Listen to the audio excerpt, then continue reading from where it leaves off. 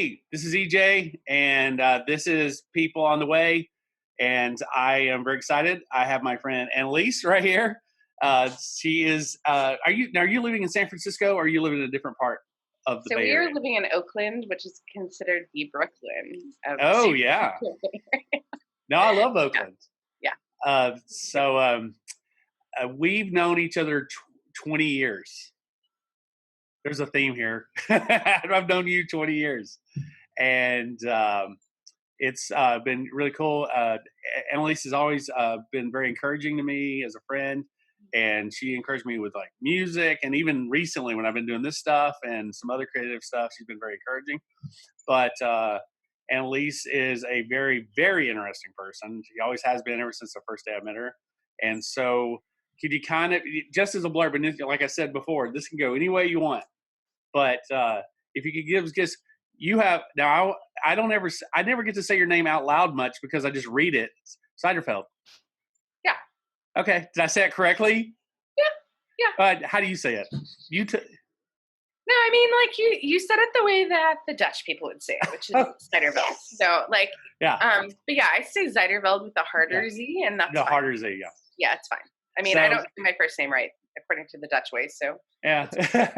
Well, I always remember. I think you taught me how to, because I was having problems spelling your name, your first name. Your last name, I took. Still, I have a hard time spelling. But the first name, when I would type it in for something like an email or whatever, I was like, you said Annelies, A with an E in the middle. Yeah. I was like, and I've never forgotten that. Yeah. So tell, if you don't mind, because people who don't know you, you're an author, you're a blogger, you're a vlogger, when I say, and you're a poet, and you're all around very sweet person. And you're checking on people online. That's what you've been doing recently. And so if you could just kind of give a blurb of like where you came from and how you have such a cool name, and what and all the other things that make you, because I'm not going to talk as much as I normally would. I know, it's shocking, huh? Yes. So it's I'll just communicate a little bit, but just give it a little background, and then kind of move into what you do now, and your writings and everything else. That would be great. I'd love to. Yeah. I want to introduce people to you. Well, as far as the name goes, I am Dutch, Bolivian, Mexican, American, of course, but yeah, so it's been interesting. I think that's actually been kind of something that I've been exploring more of, as far as getting to better connect with these cultures that I have loose ties to, I think is the best way to say it. So, yeah. And part of that actually translates to some of the work that I'm doing now. But as far as my previous history and stuff. Mm-hmm. Oh, wait, 1 second. Yeah. Are you drinking tea? I am. I am too. I'm drinking tea just because and this is a green dragon pearls. This is a green Vietnamese tea that's from Dao of Tea. It's really nice. Nice. I liked that it was kind of it's not fruity, but it doesn't also have like a lot of astringency. It's just a very even if you can see the color, yeah. I don't know, so light. Oh yeah, I can see it. It's kind of a goldish. It's kind of a golden color, yeah. So yeah. it's kind of cozy. It's a little overcast outside right now, so I was like, that seemed like a good. That's nice. Good and mine, you can't see my color because my cup is green on the inside. But I didn't want to. That's part of your passion as well. So go ahead and continue where you are. I just didn't want to forget to talk about we were drinking tea together. Are you drinking so is it a Chinese green tea? It's a Dragon Well? Yes, a Chinese green tea, yes. It just came in the little pearls. Oh, okay. Got it. So it's like more. Yeah. That's cool. Yeah, I like them. The pearls. A lot of times jasmine downy pearls. Yeah. Super floral. Really nice. It is very not bitter yeah. at all. So I would say that I have been working in the food industry for 20 years. I sort of fell into it because I didn't necessarily have a background in marketing, but I was really interested in the idea of staying in San Francisco for a summer. I thought I was going to be moving overseas. I had fallen in love with India. Yeah. and thought that that was going to be the next place for me. Yeah. But I wasn't ready to say goodbye to San Francisco yet after graduating from graduate school. Yeah.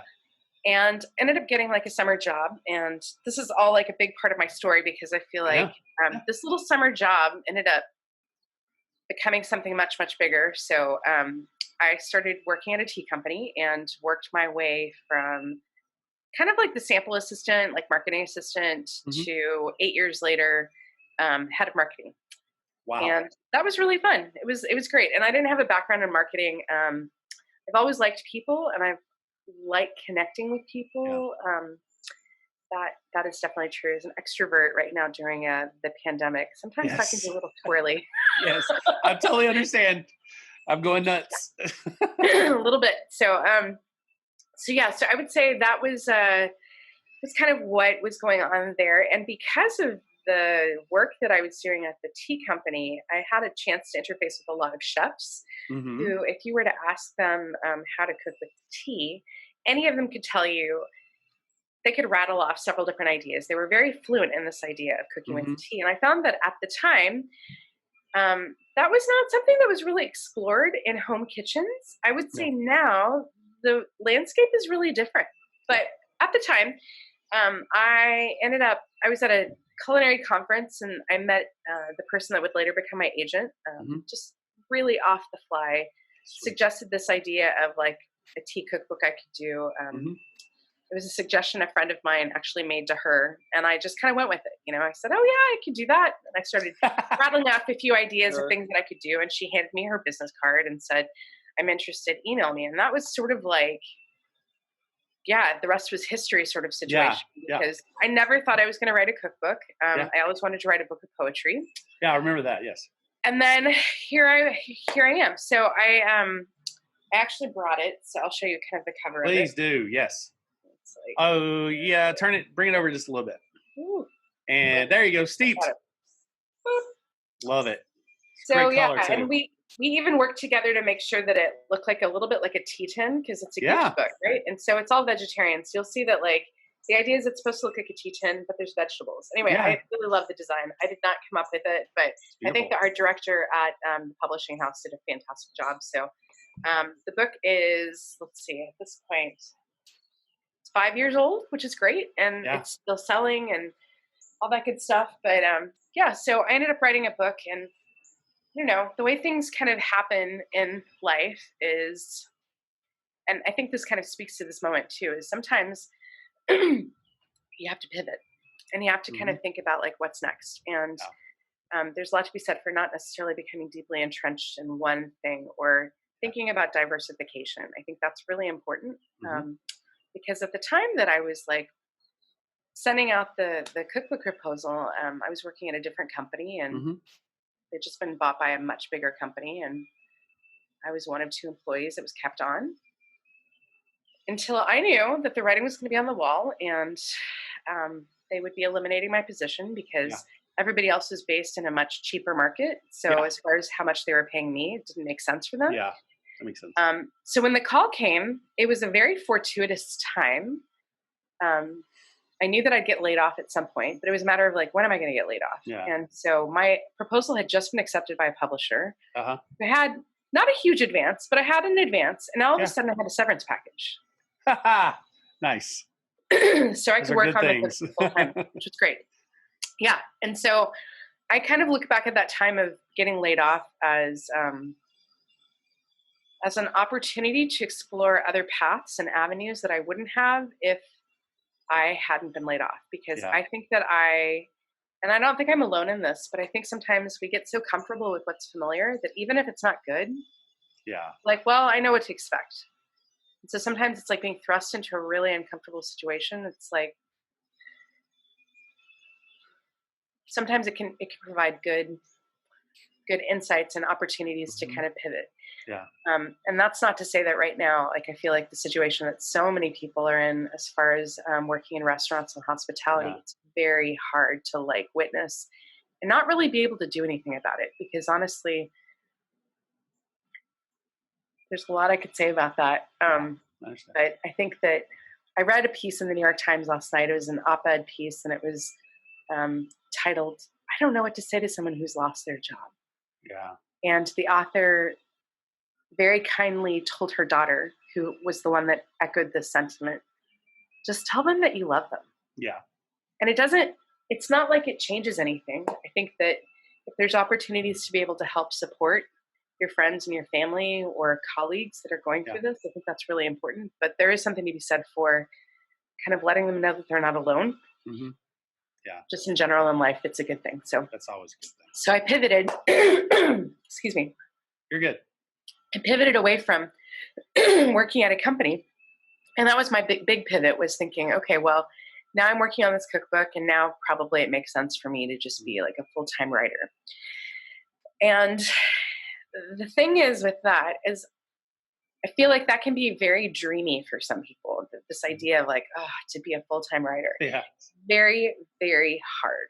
And not even just from a self-discipline standpoint of making yourself sit butt in seat for hours on end, just working on writing, but thinking about things like pitching and thinking about the competition of whatever it is that you're writing. And so I found that was actually like not helpful for me. This kind of took me back to my poetry kind of background a little bit. So at the end of my time at the tea company, I was getting my master's in poetry, and was really struck by the fact that you have some poets that can actually afford to be full-time poets, but more often than not, they're teachers. Mm-hmm. Or in the case of one particular poet, he was an advertising executive who wrote poetry on the side, and he did really well. Like, people know his name, they know his work, but he felt like he kind of needed the outside world to be able to enter into poetry. And that's where I kind of was able to see that it's not one size fits all, even in terms of writing, and that really I'm at my writing best when I have other things going that are not writing related in that way. So, Well, that totally makes sense. So at this time, the bulk of my work that I'm doing is, I still work in the food industry. It's my passion. I love so much about it. But I work in social media. Seriously. That's okay. We don't have a cough button. We don't need one. I know. I'm so sorry. It's like a real conversation. Well, I think about like mics, right? So I also sing. So thinking about the P's and the B's and the T's, it's like the popping. Anyway, like, that's just annoying. But so I do digital media consulting for food businesses. And what that really means is I manage their social media. I work with content creators like online influencers and the gamut, create recipes for them. Going to be doing a Facebook Live later today for sweet. Yeah, so I would say that that's the kind of big part of my business. But then, like, the other part of my business, I am still writing, and I'll talk about that in a moment. But more often than not, I'm actually teaching cooking classes, and I really love that. So sweet. Well, I've seen you do it online. I enjoyed the brownie in a cup.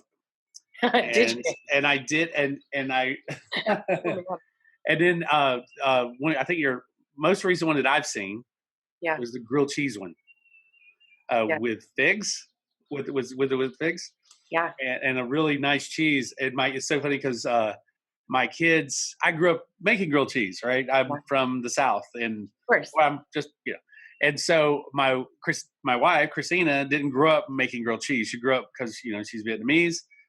She grew up eating rice and vegetables or and other things because her dad was a Caucasian American. But my kids really like my grilled cheese, and I like making it because I grill it on the inside and the outside, and then I put the cheese on and the butter inside and outside.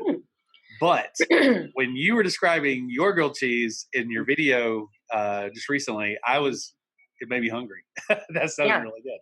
Yeah. Definitely. You have a good way of describing things on video when you're cooking. So that's really, I really enjoy that. I really like to get people excited about cooking and thinking about the fact that it doesn't have to be hard. It doesn't have to be fussy.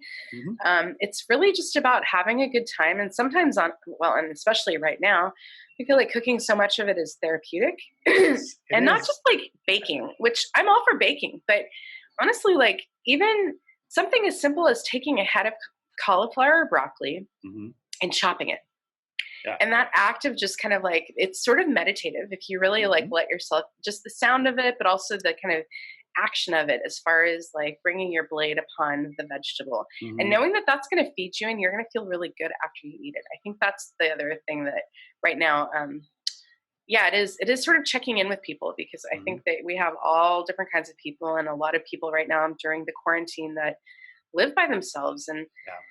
man, even if you're an introvert, I mean, there was a piece in the New York Times that was talking about even introverts get lonely right Hmm. now, and it's Hmm. just it's really true. So thinking about opportunities to connect with people, and um, yeah, I think that's something that I really like to do. So it's something Yeah. that I do like when I'm teaching in classrooms.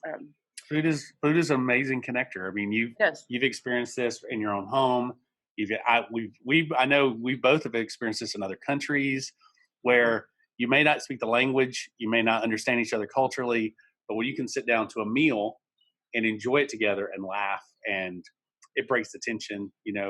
Things. I think that's one of the reasons that banquets probably were created in order to break tension. Yeah, So that makes sense. That makes a lot of yeah. sense. So the bulk of what I'm writing right now, Hmm. so I'm working on a poetry collection, which is good, but it's very slow going, and Hmm. that's fine. That's sort of what the process looks like for that. But this might interest you actually, because I would say that my subject matter that I've really been covering lately is the arts, and Uh-huh. specifically Yes. music and food. Um, yeah, I know, right? That's so good. Um, I wrote for a little while for an online magazine called Paste, which Yes. is Yeah. a No music paste. magazine. Yes. Yeah. So one of the pieces that I wrote for them that I really just enjoyed, I was so curious about it, and it was this idea of when I was writing my cookbook, there were two albums that I would say were my albums for Steeped. And whenever I hear them now, it kind of gets me into a headspace, Yeah. being able to kind of enter into the work. Uh-huh. And so I always find it fascinating in the same way that we think about taste memories, this idea of Yes. sound memories, and how a particular album or a particular Hmm. song can take you someplace Hmm. very specific. Right.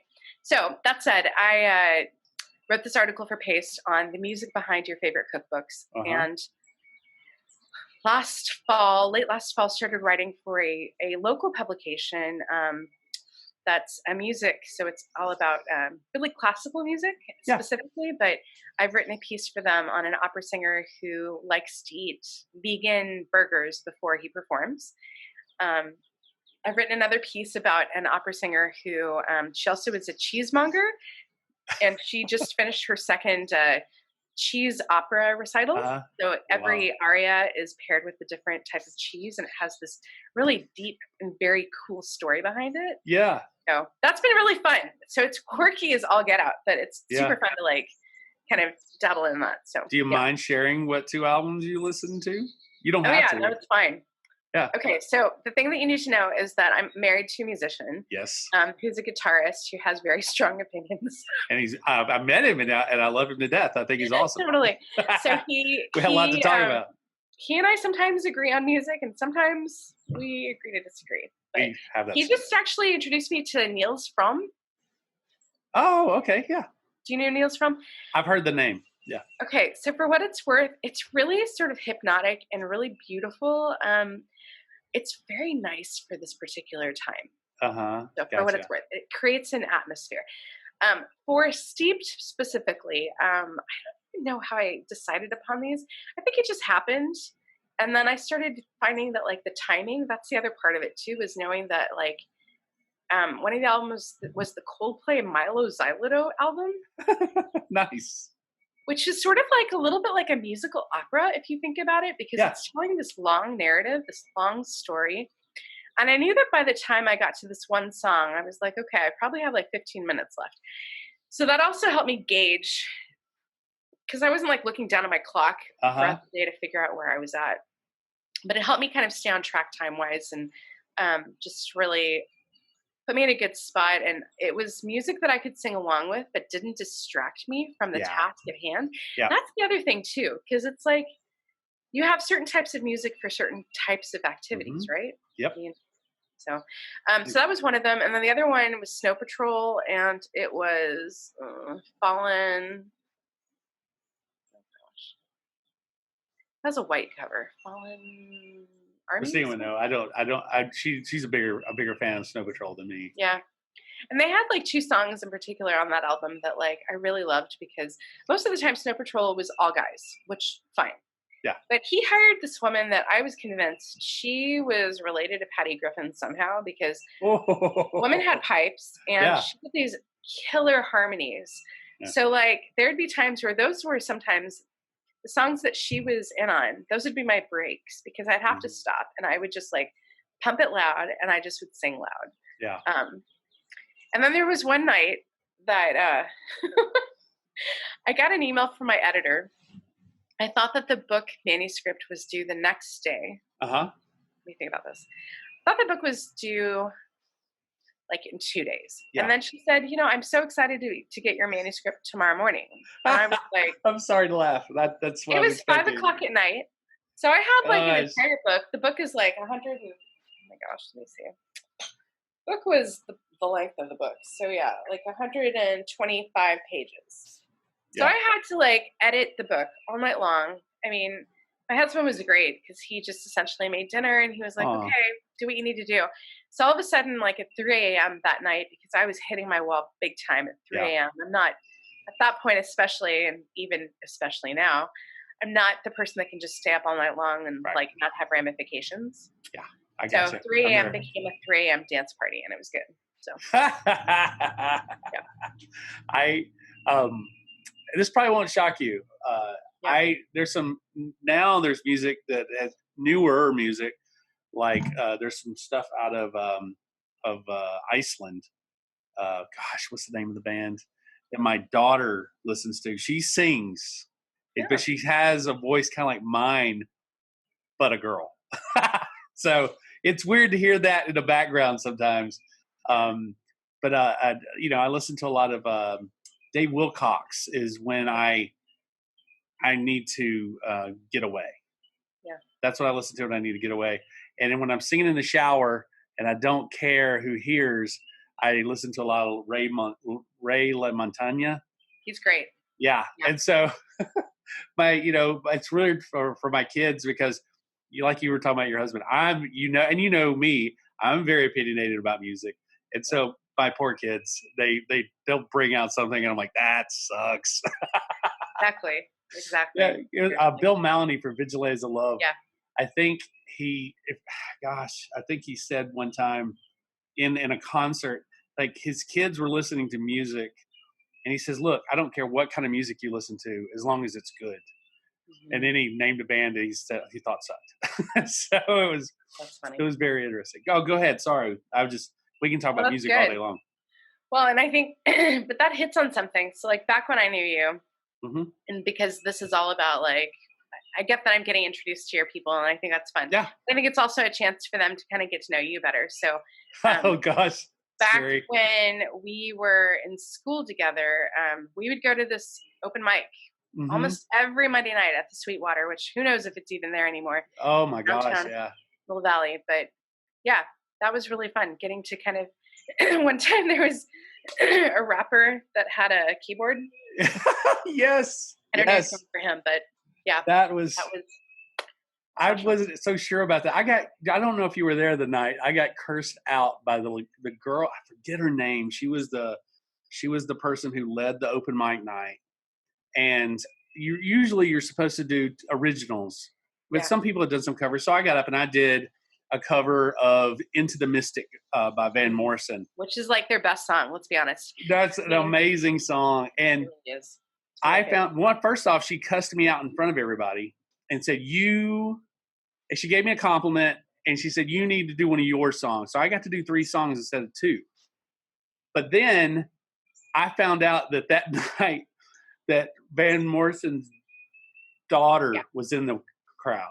Totally. And I never did that song in public again because it scared me. I was like, well, can you imagine if, I think her name's Shayna Morrison.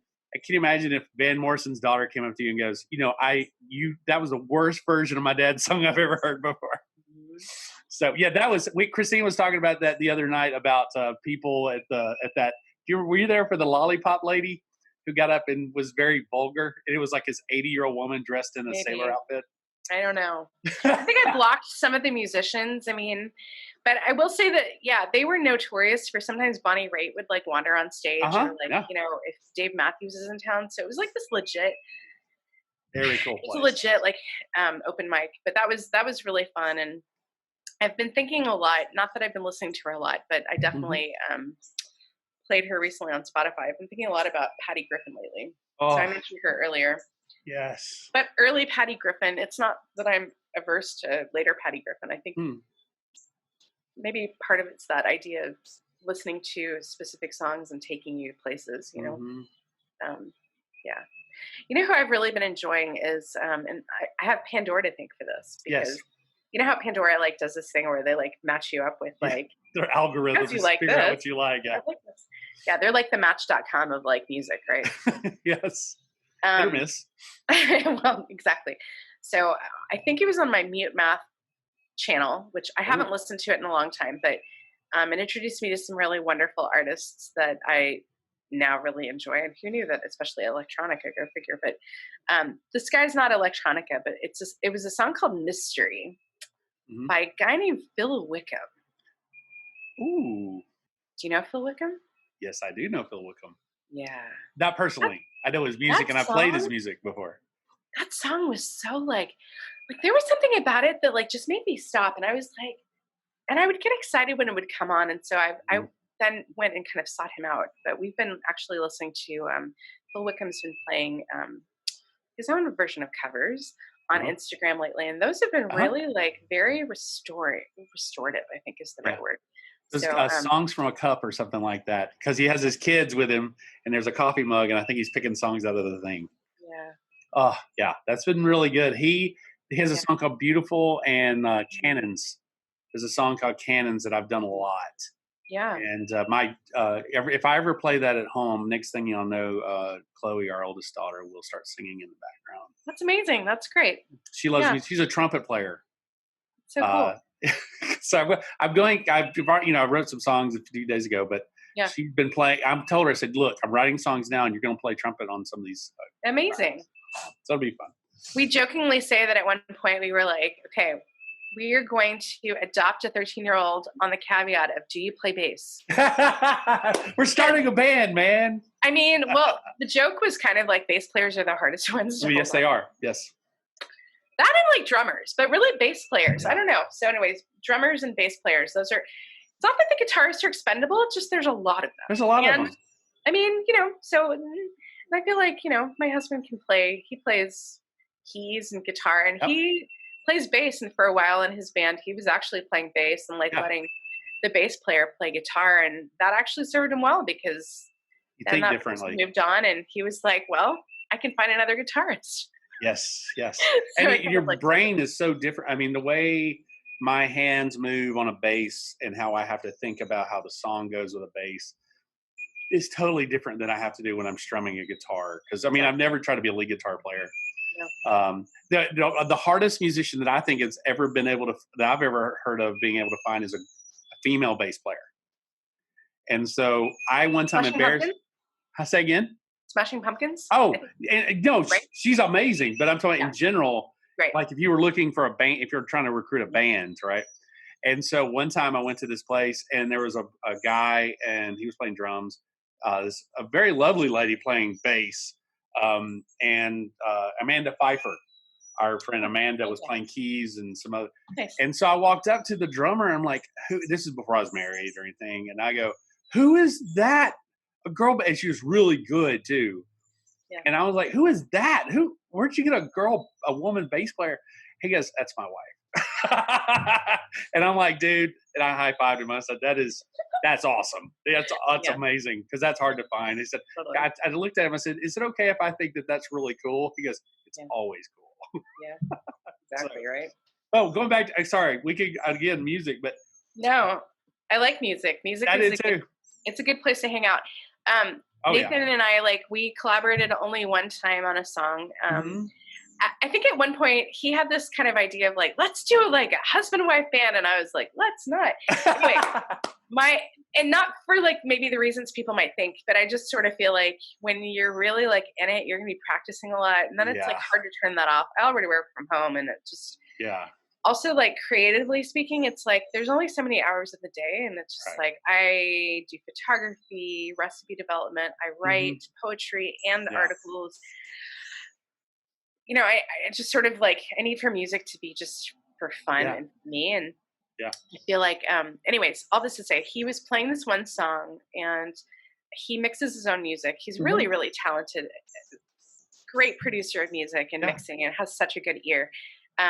So he was mixing this music, which means that he plays one riff over and over and over again to just kind of get the mix right on that, right? Yeah.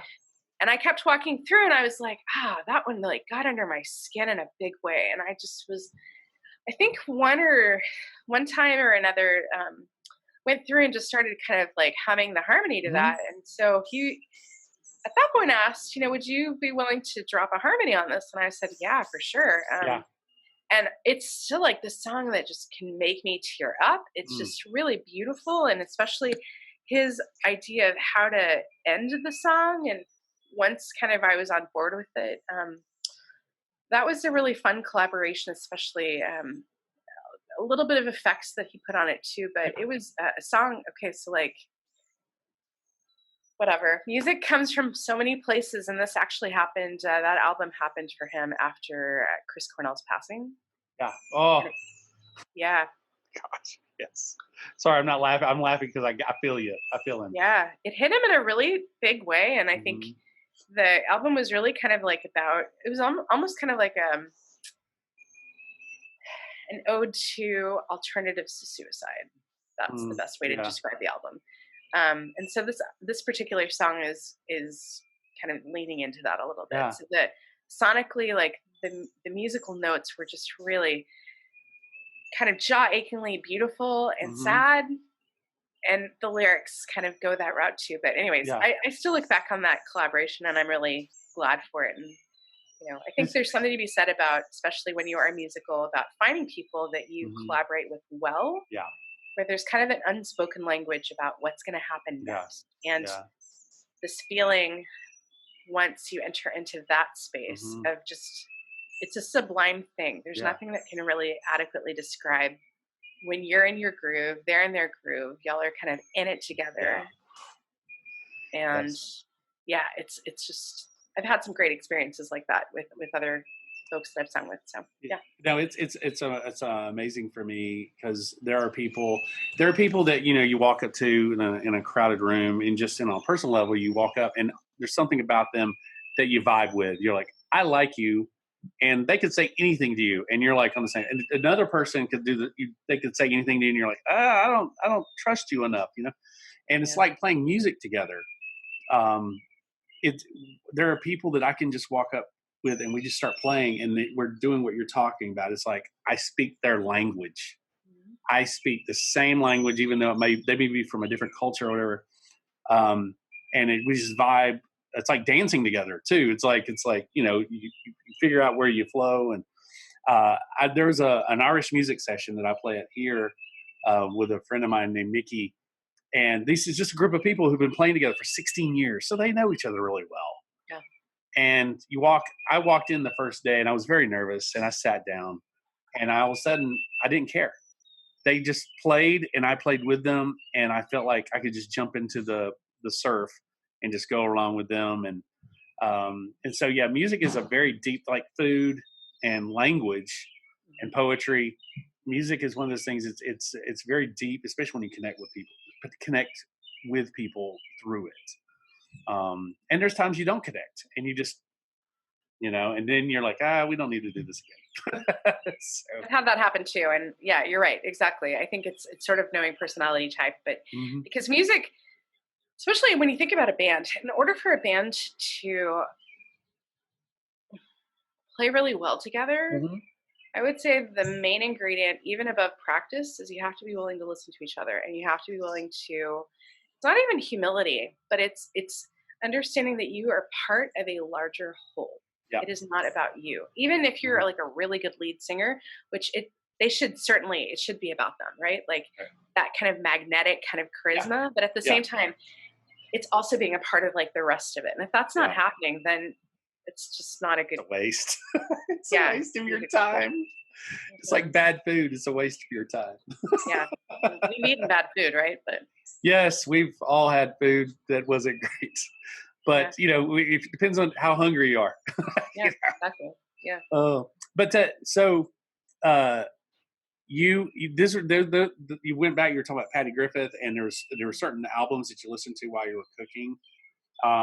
Is there stuff that you listen to now when you're prepping to do your cooking classes, or when you're about to do one of your videos? Actually, is there stuff you kind of use to psych yourself up a little bit? You know. Yes. My in-person classes there's a community kitchen that I cook at and teach at in San Francisco. I don't know why.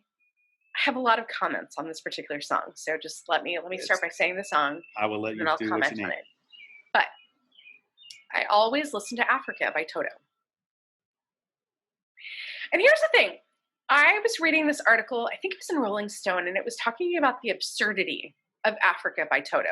Because it's true. Like, there's even like factual errors in the song. It's definitely yacht rock, which, you know, who would have thought, you know, it's sort of like hearing Def Leppard on the classic rock station. That still trips me up big time. For you too. So that said, why Africa? It's because I love to sing, and it gives me a chance to like be, all I want to do, all I'm waiting for in that song is getting to the refrain and getting to like sing loud. And I don't know, it gets me in a really joyful place, because I think that in the same way, if we think about exercise, and there's no studies on this, but how cool would it be if there were studies? This idea of release of endorphins. For me, singing definitely puts me in the space where it's like almost these endorphins are released. It really does something to, I think, your psychic. Yeah, I don't know. And I don't know if it's kind of that emitting of energy that comes out through just big bursts of breath. Who knows? I mean, honestly, like that all sounds so woo-woo in California. As I said it, I was like, read between the lines. But nonetheless, I think that it feels really good to sing. And so usually I start with Africa and Toto. And because YouTube has an algorithm that I still don't quite understand, a lot of times it'll take me next. So it's not even a channel, but you know how if you have that kind of auto play, like it'll make a mix for you, kind of. Exactly. For whatever reason, it'll oftentimes take me to Set a Drift on Memory Bliss by Pam Dawn. Pam Dawn. And I don't exactly understand it, but I kind of like have received it now. You know, I think other days where I'm feeling particularly like sparky. In fact, I would say that the executive chef at this particular cooking school, he knows this about me now, and I love him for it. Because they play background music in the front of the house. Yes. So he now has like a Journey Pandora station just for me. Oh, you say Journey? Yeah. Oh, Christina loves Journey. Well, for what it's worth, Steve Perry and I, let me just tell you that Steve, definitely watched the Behind the Music on VH1. Steve Perry. Of course, yes. I feel like he's a very misunderstood man. Anyway, I'm just kidding. But all this to say, like, he's a Giants fan.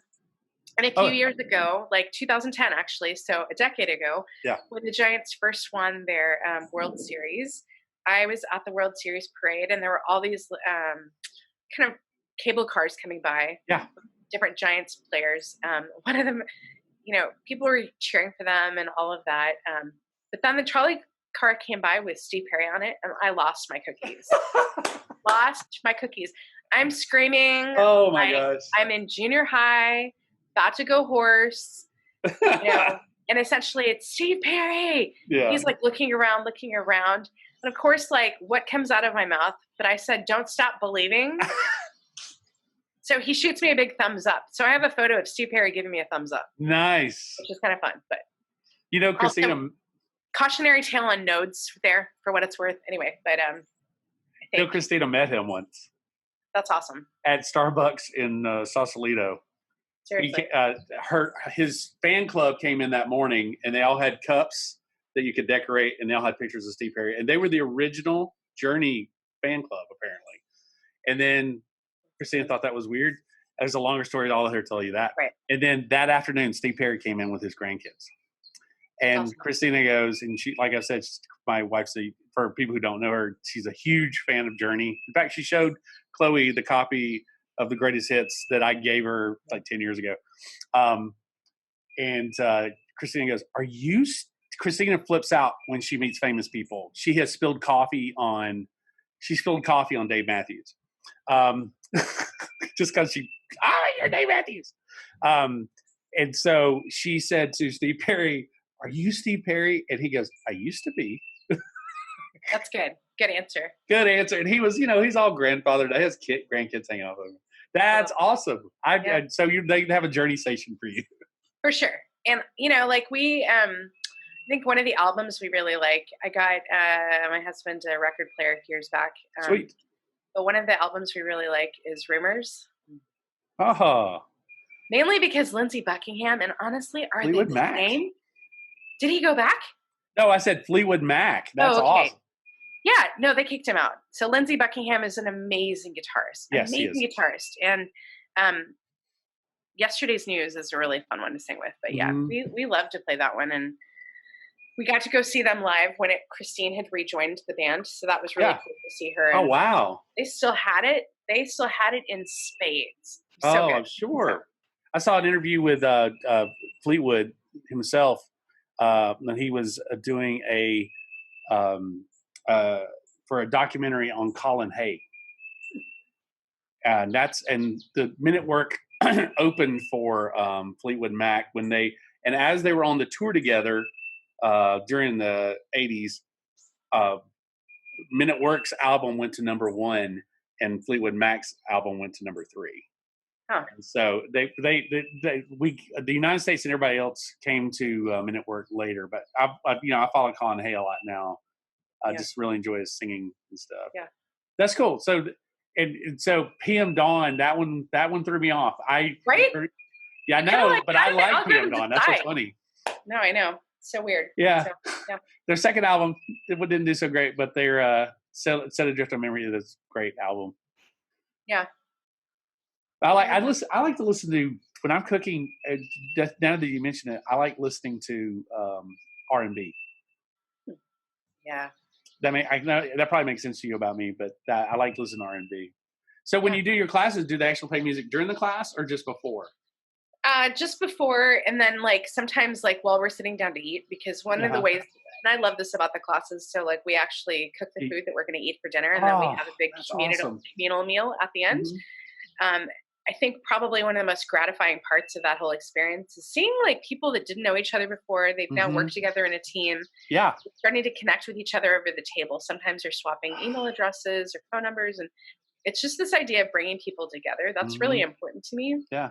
Yeah. So I will say that during this time of quarantine, it's been fascinating to see musicians and how they're responding to that. Whether it's Ben Gibbert of Death Cab for Cutie taking requests and he was doing these kind of YouTube lives.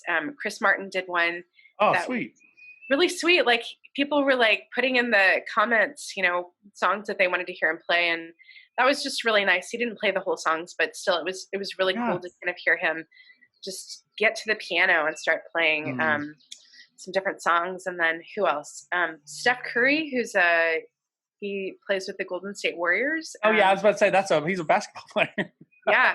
But he hosted on his Instagram channel for I think it was an hour and a half. He was essentially, he'd kind of worked out to have all these musicians, one after another, join. So it was kind of an opportunity to hear the songs. Questlove did a Stevie Wonder dance party 2 Saturday nights ago. Yeah. Kenny and I actually, we met up and we danced in our respective homes, but still. For people who don't know, that's really my old roommate and friends with both of us.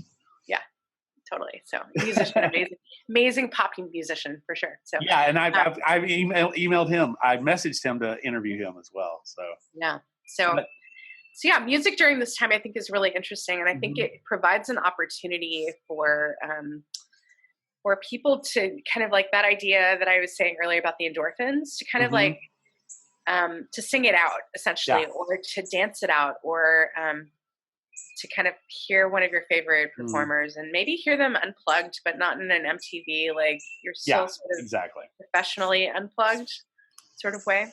I like the raw. Yeah, The raw music is sometimes the most. It's like eating a good piece of fruit. It is sometimes you just that's right. slice it off, you bite in, and Like a peach, it's a a summer peach. peach. Yes, and it's hot outside, and you Yep. need a good peach, and you don't Hmm. mind. I've bitten into them, and I didn't care about the fuzzy. I didn't have to peel it. I just bit into Right. it.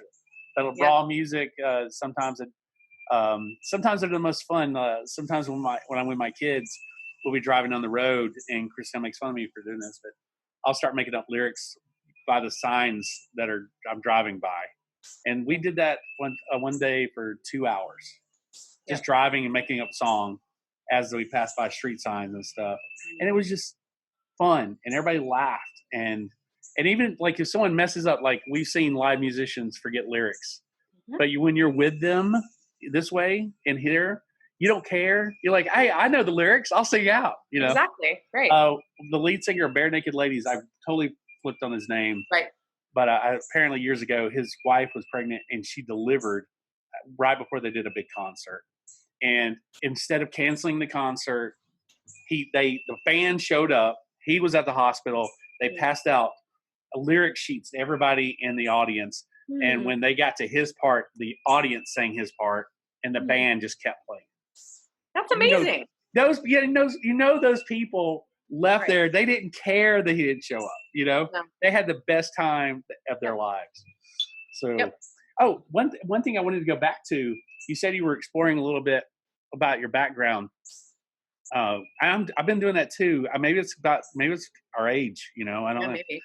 Obviously, mine. When I did the Ancestry.com, uh, I got my answers at 4 a.m, and Christina lovingly said, "So, how white are you?"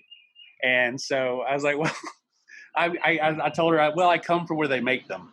So it was England, Scotland, Wales, and Ireland. But that's knowing where I came from, and Christina has a little bit easier on one side of her family because 75 they left Vietnam, they're here, so she knows where she came from. But it affects you, and it affects kind of your outlook, especially if you know where you came from. Yeah. It affects your outlook, and I really want to know a little bit about that. What you were talking about, like you're exploring that you're exploring it through food Hmm. or and music as well, or just food. No, just food, really. Uh-huh. Yeah. And so, Yeah. how is that appearing in your life? So I think that this is probably going to be a topic that's more like it was a hot topic for I'm going to say the past few years. It's not Hmm. We're not hearing as much about it anymore, but for a while there was this kind of really hot button issue called cultural appropriation, Yeah. and the idea, of course, being like, okay, do you have permission or the right to cook someone else's food? Gosh. Yeah. So Southerners would be so screwed. yeah, well, I know, right? Yeah. Seriously. So I never really wrote about that. It was a topic that I have a lot of feelings about it, Yeah, I a lot of gotcha. thoughts about it. But that said, the way that I'm sort of exploring identity through cooking is really thinking about things like teaching Latin American cooking, but also, Hmm. and here's where this cultural appropriation comes in, with the big caveat of my abuela, my grandmother, Yeah. might not cook this the way your grandmother cooked this Right. if you're a Latin American, Right. and Mexican specifically. So I think one thing that's a little tricky is this word authentic and Hmm. authenticity, and understanding that, like, as an example, my my abuela, Hmm. who I called her Tita, Yeah. did not like cumin, and apparently a lot of Mexican recipes call for cumin. Is she a But super because she taster didn't you like thought? cumin, it just was not part of our Yeah. personal, like, Hmm. historical lexicon of Yeah. Mexican food, and it doesn't make it any less Mexican. Right. So I think I'm teaching Latin American cooking with the understanding that, as an example, Yeah. I don't like raw onions at all. Oh, yeah. I understand. So I'm not going to have them in a recipe. And sometimes I've relented a little bit where, like, let's say as an example that we're doing like a chile con carne enchilada. So Yeah. because I'm teaching Tex-Mex too. Yeah. I'm from Texas originally. Yeah. I live in California. Makes a lot of sense. And a lot of times those are served with raw onions. So I will suggest to students, that they can chop that up and put it on their enchiladas. So I feel like that's a concession I've made over time. Yeah. But I think that's one way that I'm exploring it. I had a cooking class scheduled that was sold out. It was on Bolivian recipes that were vegetarian, because a lot of what I'm doing is vegetarian. Not everything, but the bulk of what I'm doing is vegetarian. Yeah. So that class got canceled because, well, we're all staying at home and cooking at home. And there were some special ingredients that were needed for that class that in this time period right now where, things like even clamshells of spinach are out of stock. Yeah. I wasn't going to try to both suggest substitutions or try to like get people to get really hard to find ingredients in a time that's a little hard. Oh gosh, yeah. But that's kind of been like a fun thing to explore. Kind of the Bolivian side. We went to Bolivia last year. I still haven't been to Holland. At some point I'll make it there, but I have family there. So that's really cool. That's very, very cool. The food aspect for me, I grew up eating mostly, I think it's called mid Alabama food, and grits and a lot, whatever salted meat, bacon or sausage or whatever, biscuits and different types of gravy, and so in our house we have the Asian influence and we have the Southern influence, and then we have California. Yeah. And in every place we've lived, like Colorado, California, we do green chili, like with based on pork. Totally. That we picked up in Colorado. But my grandfather taught me to make red chili when I was 12 years old. Yeah. And he sat. That was the only thing he ever taught me how to do. Yeah. And my mom and dad said, "You need to sit down with your grandfather and you need to learn one thing from him." And so I sat next to him while he made his chili recipe, which is really gross, and I don't think anybody want to eat. The chili's good, but the ingredients are like, but I sat with him and wrote it down in my 12-year-old handwriting, and I had a little note card with it on it. But that recipe has been passed to my wife, and she makes it too. But we both have kind of used, when we lived in California and we lived in Colorado, there were ingredients we couldn't get. And so we replaced them, and now that has become our family chili, and we make it similar, but she makes it a little bit different than I do. I make it spicier. A friend of ours called it the ring around your rosy chili. Hers is not as spicy. But cilantro is something, that's in Vietnamese food, Mexican food, a lot of other cultures. Indian. Wherever, Indian. And so I like cilantro. Christina likes cilantro, but we have two super tasters in our family. And my mom hates cilantro. So two of my children cannot eat cilantro. And so that's it's an interesting thing. But that whole thing, I always think cultural appropriation, if it, in the real sense, is when you're taking something and you're making it and you're using it and making it look bad, right?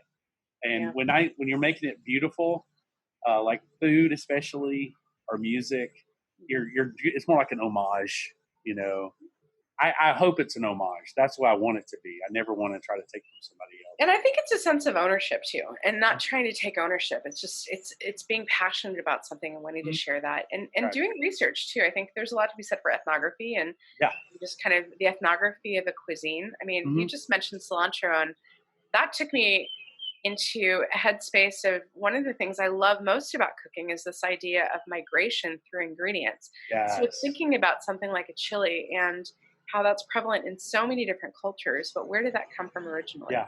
And thinking about like, okay, so we're actually not all as disconnected as we think. Even before globalization had really taken place, I think there's a lot to be said for the fact that, just that's something that Sorry, hold on. No, you're totally cool. Yeah, that's something that I just think about as far as the original globalization was people that just left their homes, and frankly speaking, it's not all that new. I mean, you know, No, it makes sense. And food, think about all the spices that were traded. And tea. totally, yeah, I mean, tea is yeah, from South Asia, Southeast Asia, East Asia, yeah. India, and Africa, Africa. Africa And actually, like there's particular teas there that are used oftentimes a lot in both iced teas, and then yeah, if you think about like in British kind of teas that are very yes. like strong black teas, they have a particular red color to them, and that Hmm. always denotes like a particular type of tea from Africa. So, Yeah. There's a type of tea that Colin Hayes sings about, and I went. Actually sings about it in the song, and I went blank. He likes a strong Irish tea, and I yeah, think it has that red color that you were talking about. yeah. What is it called? I'll Nilgiri. remember afterwards. Huh? Go ahead. Well, the African one is called Nilgiri, but Uh huh. yeah. So, No, but and also where we go to church, we have a good number of people who are Kenyan because yeah, we're that's cool. Anglican, Yeah. and so when they cook at our about twice a year, Yeah. they make samosas, and samosas are like a I type know. of samosa is everywhere. Right. In like South Asia and Africa, and so I But guess where the I British think of were, samosa and I think of India. So that's why yeah. that's interesting to hear like in Kenya. But there's a cookbook. Well, there's two cookbooks I've read. One that I think you would actually really like. So Okay. maybe I'll message you about this later. But it's called Jubilee, Oh, and nice. it's an exploration really of African American history through cooking specifically. And so even red rice and its roots in jollof rice and who owns the rights to jollof. Anyway, I Yeah. can't speak to it fluently at all, but I've been doing a lot of reading and just kind of understanding.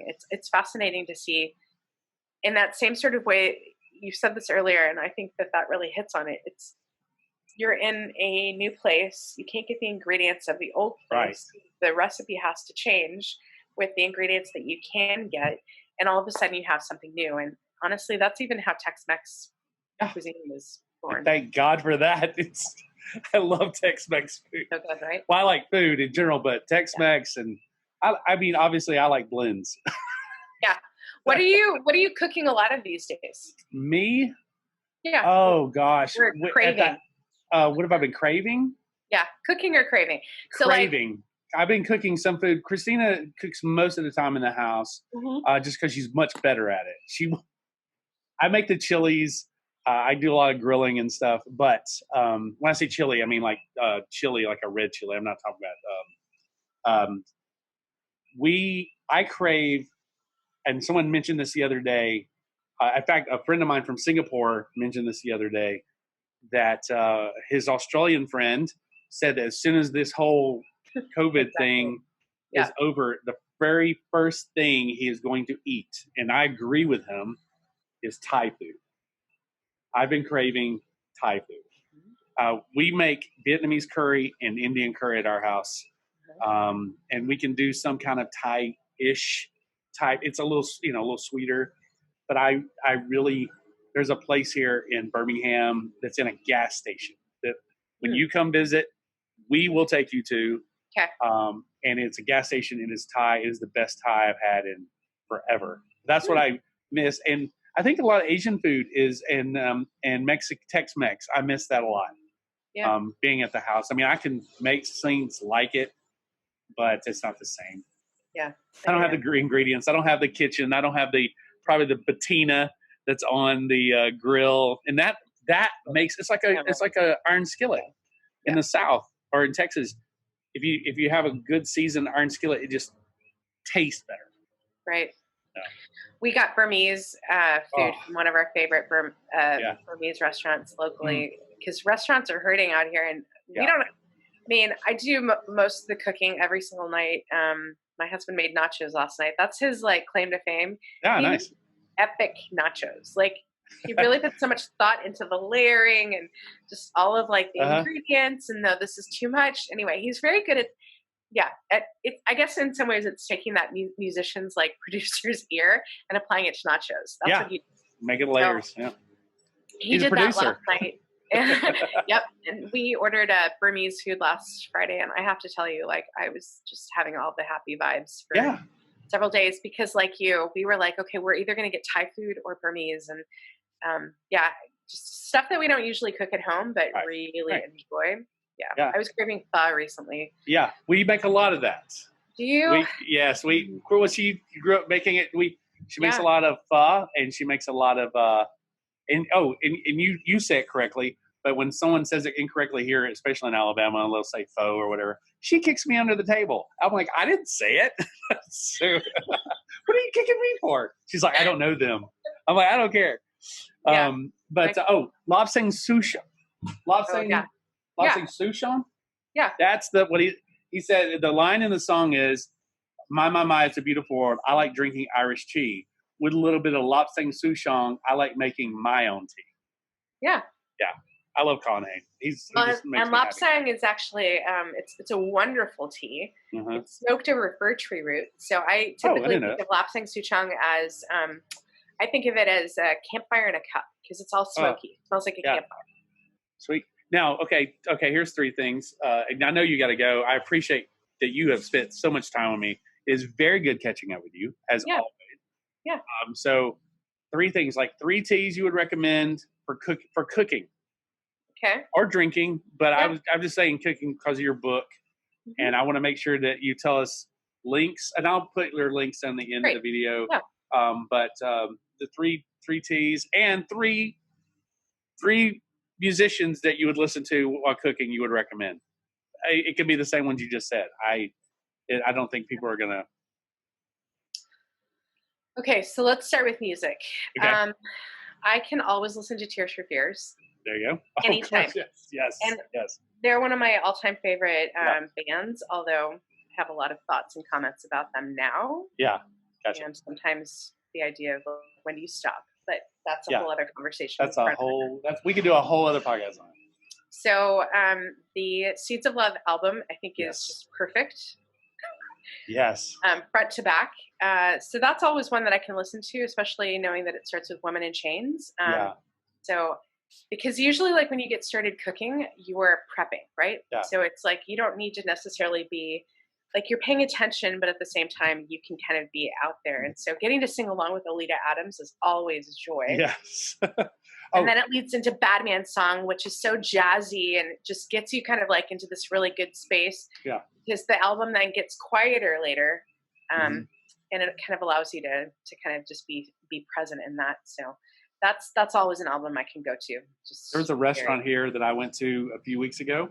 I was waiting for a meeting, and they have a record player sitting on the table, and they have the vinyl album that they're playing, and they were playing that album on vinyl, and it was enjoyable to listen to while I was eating. So go ahead.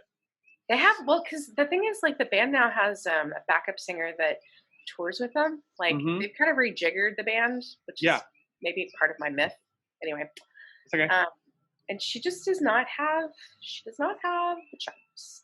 Which isn't to say she's not a lovely singer, but Olita Adams, like, there's a gravitas to her voice that, like, it's beautiful and rich and sonorous, and there's a little bit of gravel to it, and a little bit of hurt. Yeah, I like the gravel. There's something about that just makes you it just draws you in. So I love that album. So I think that's really great. I'm just going to look at the name of it because that's okay. I know it by one of the songs. So I was late to the Mute Math bandwagon. Yeah. I was very sad to be so late to it because, they're not a band anymore. And that's just part of band reality, right? It's like, how long can bands stay together? And yet at the same time, we had a chance to see them live, and it was such a wonderful, lovely experience to see them perform. So the Vitals album, I really like. Okay. I will sometimes skip ahead past Joyride and some of the earlier songs to Stratosphere because it's super instrumental, and it just, again, has this kind of like I think rhythm for me is really important in music, and especially when you think about the dance of cooking as well. It's thinking about the rhythm that you're introducing into your experience and your food. Because I do sort of feel like, in the same way that like Water for Chocolate introduced this idea of how you're feeling gets introduced into the food that you're making, cooking is a form of love. It is a form of nourishment for sure, but it is a form of love. So this particular song gets you into this place where you're kind of contemplative, but at the same time, it's like you're also kind of bobbing up and down just along with the rhythm, and it gets you in a really good headspace. So that happens to be an album that I really like as well. But that song in particular, I think is really wonderful. And to that into, I might say like, as far as like, I don't know that I'd go more albums after that. I think sometimes I would probably put it on kind of more of like a list of songs that might play. And so, like one that I for years would use as kind of a backdrop for writing, and I was thinking about it even the other day, is Pyro by Kings of Leon. And that's a song that I can play, and I don't know, this is probably super annoying, and if we had children, I'm sure they'd be like, turn it off.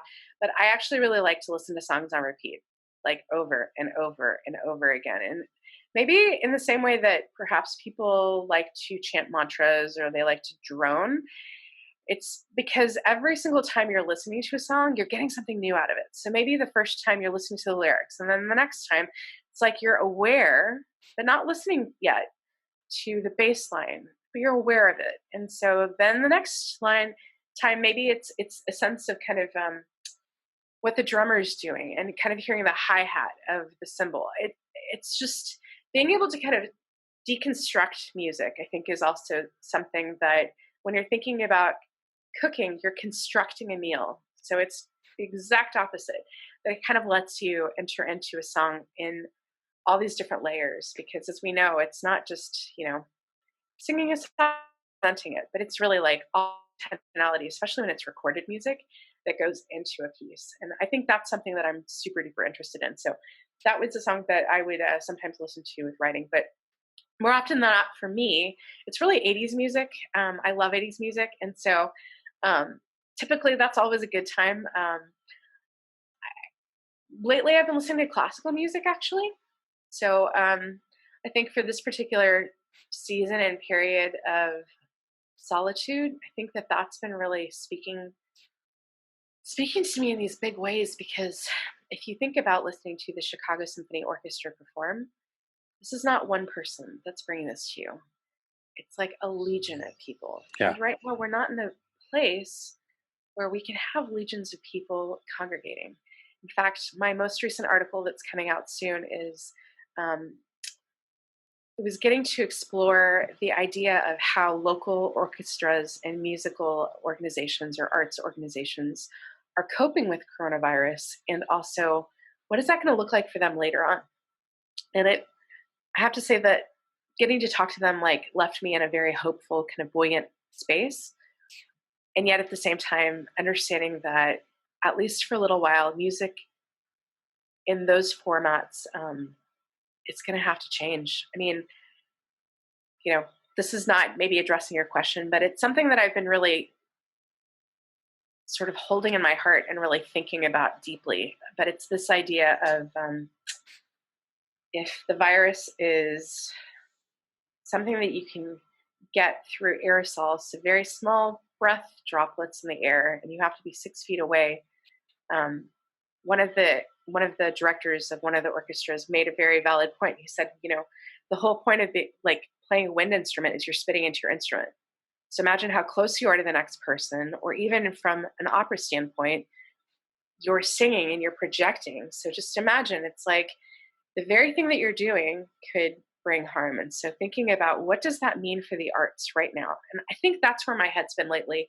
So listening to a lot of classical music. We've been listening to Chicago Symphony Orchestra. I've kind of been open to whatever they've been playing. There's a pianist who he's delightful and wonderful. He did a Facebook Live recently. but he was going to be performing with the Fremont Symphony for their Beethoven Exploded concert. He's an amazing pianist. So I listened to him perform Beethoven's Concerto Number 3. But, also Chicago Symphony Orchestra, like they've been kind of my jam lately. I kind of discovered them a little bit through Instagram. It's kind of wonderful how worlds collide, but a cookbook author, and she actually has her own TV show now. She started off as a blogger. Her father is a clarinet player with the Chicago Symphony Orchestra, and she actually studied at Juilliard. So she definitely knows percussion specifically was her area. But she kind of posted a link to something that her dad was doing, and that kind of got me in the rabbit hole of like their Instagram TV spots. And they did this really stirring version, not cheesy at all, but beautiful, beautiful version of Hallelujah. So the Leonard Cohen song. Yes. Yeah. Which it's really hard to do that song justice after Jeff Buckley. Like I kind of am like, people. Yeah, I know. Yeah. It's hard for me to play that by myself. I'll sometimes play that song trying to reproduce the feeling that I got when I heard Buckley sing it the first time. Dude. Buckley, like he's another one of those that, like, in his voice, I think there's certain vocalists that it's not just getting the notes right, not being pitchy. There is something else there that, like, there's the warbling, and there's this emotional depth in his voice that you listen to him now, and it's just like, man, you know who else had that was Michael Hutchins of NXF. Yes.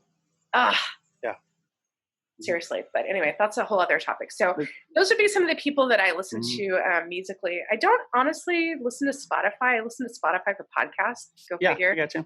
I mean, for a long time I was listening to Pandora, but I get really annoyed that they want me to log in. I don't know why that bothers me, but I'm like, you're like, I just want to listen to music. Very weird. Wait, Christine and I talk about, like, we were talking about the sound of a voice. It doesn't matter how old they are. It doesn't matter what style it is.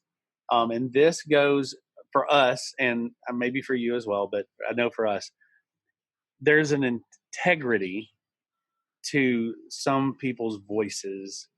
Just like they may not have it, but it sounds like they have it. They've experienced pain. They've experienced broken hearts. They've lived a life.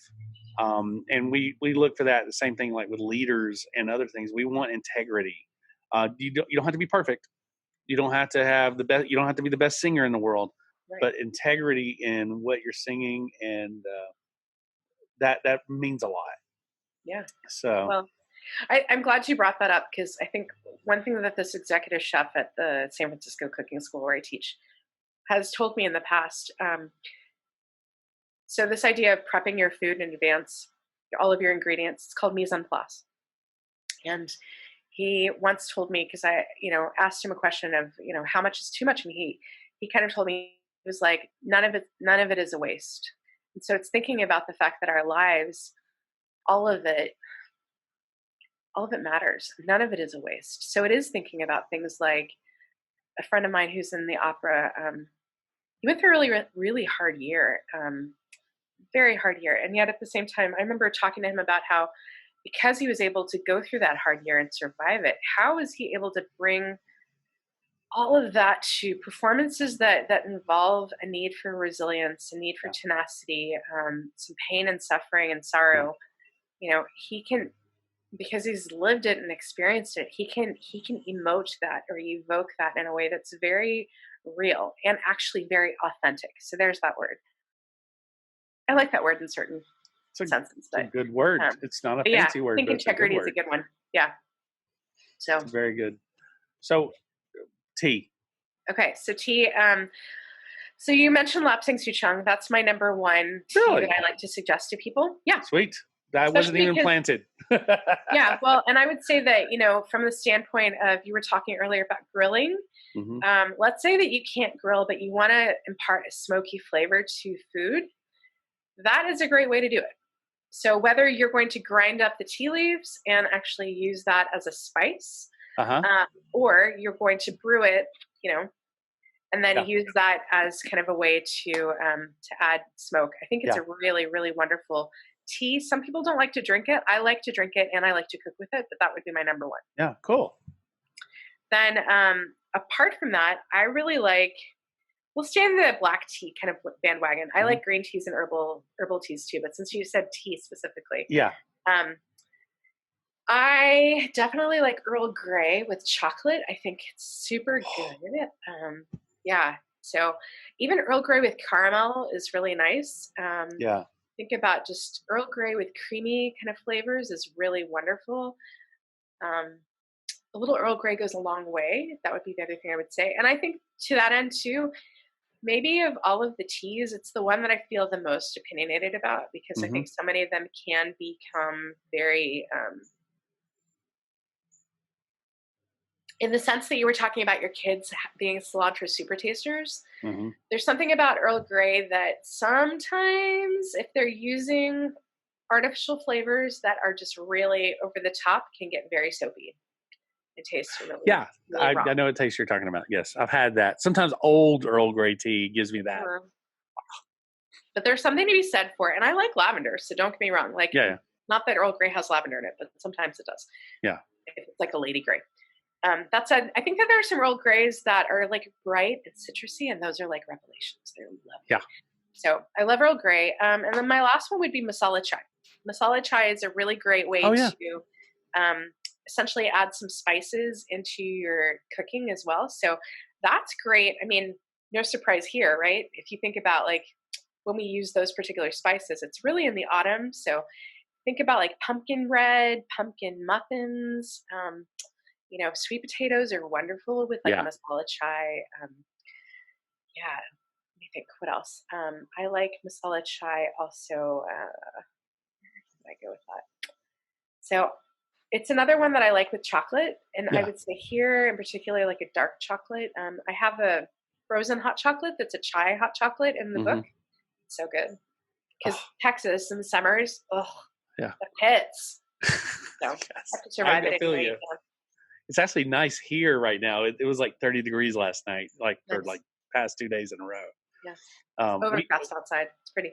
Christina bought me some chocolate the other day, and it's